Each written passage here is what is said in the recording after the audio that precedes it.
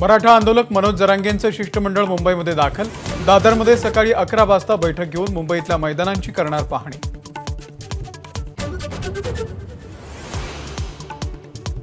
20 जानेवारीला आझाद मैदानावरील आंदोलनासाठी ओबीसी जनमोर्चानं पोलिसांकडे मागितली परवानगी।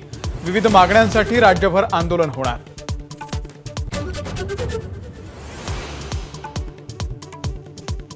मुख्यमंत्री वॉर रूमचं महासंचालक राधेश्याम मोपलवार यांचा राजीनामा। वैयक्तिक कारणांमुळे राजीनामा देत असल्याची मोपलवारांची माहिती।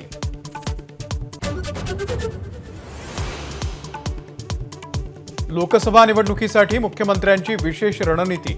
6 जानेवारीपासून मुख्यमंत्री करणार महाराष्ट्राचा दौरा, तर लोकसभा निवडणुकीच्या तयारीला लागा, मुख्यमंत्र्यांचे आदेश।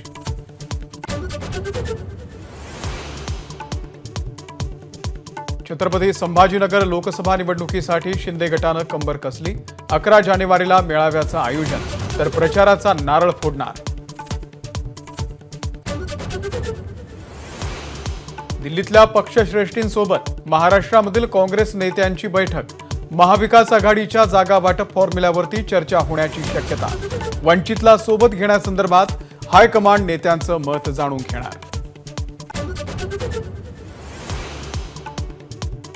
स्वातंत्र्यपूर्व काळामध्ये राजे महाराजे इंग्रजांना सामील होते। नागपूरच्या महारॅलीमध्ये राहुल गांधींची टीका, तर आमचं सरकार आल्यावर जातनिहाय जनगणना करू, राहुल गांधींचं आश्वासन।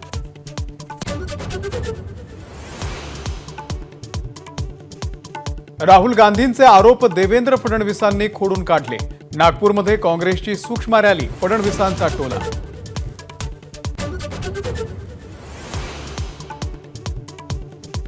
पेट्रोल आणि डिझेल 7 ते 8 रुपयांनी स्वस्त होण्याची शक्यता। तेल कंपन्यांना चांगला नफा झाल्यानं ग्राहकांना दिलासा मिळण्याची चिन्ह।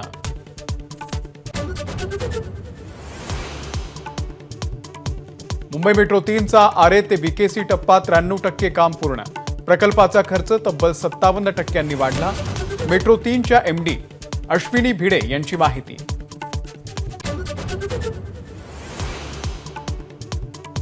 पंढरपूरच्या विठ्ठल मंदिरातील 314 दागिन्यांची मंदिर समितीच्या ताळेबंदामध्ये नोंदच नाही। मंदिर समितीच्या कारभाराची एसआयटी चौकशी करा, महाराष्ट्र मंदिर महासंघाची मागणी।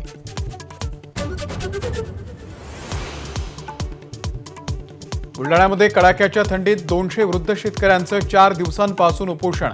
दुष्काळ जाहीर करण्याची मागणी, अद्यापही प्रशासनाकडून दखल नाही।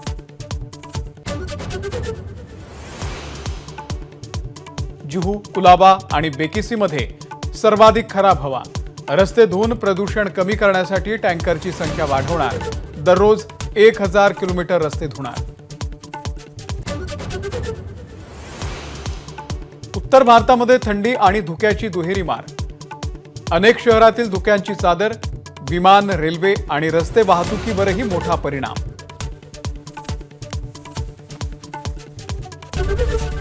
एबीपी माझा, उघडा डोळे बघा नीट।